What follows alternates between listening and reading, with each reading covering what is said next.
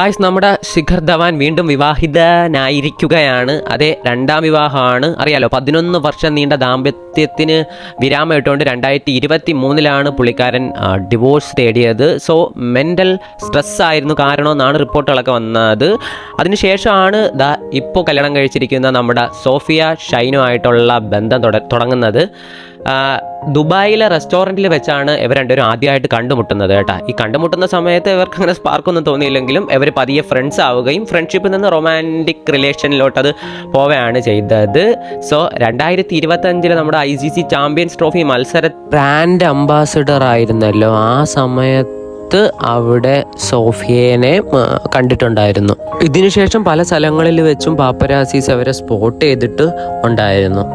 അതിനുശേഷം 2025 തന്നെ ഇവർ ഒഫീഷ്യലായിട്ട് ഇൻസ്റ്റാഗ്രാം പോസ്റ്റിലൂടെ മറ്റ് സോഷ്യൽ മീഡിയയിലൂടെ ഇവർ ഡേറ്റിങ്ങിലാണെന്ന് അറിയിച്ചു. മൈ ലവ് എന്നും പറഞ്ഞൊരു ഫോട്ടോ സോഫിയ ഇട്ടിരുന്നു. അങ്ങനെയാണ് ഇത് വന്നത്. അത് ഒരു റൂമർ യഥാർത്ഥമാണെന്ന് എല്ലാവരും അറിഞ്ഞത്.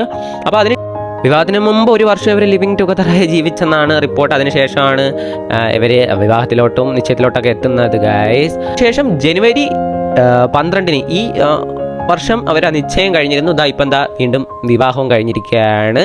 അപ്പോൾ ഇനിയെങ്കിലും മെൻ്റൽ സ്ട്രെസ് ഒന്നുമില്ലാത്ത നല്ലൊരു വിവാഹ ജീവിതം ശിഖർ ധവാൻ ഉണ്ടാവട്ടെ എന്ന് നമുക്ക് ആശംസകൾ നേരാം ഗൈസ്. അപ്പോൾ ഇതാണ് അവർ കണ്ടുമുട്ടിയത്. സോ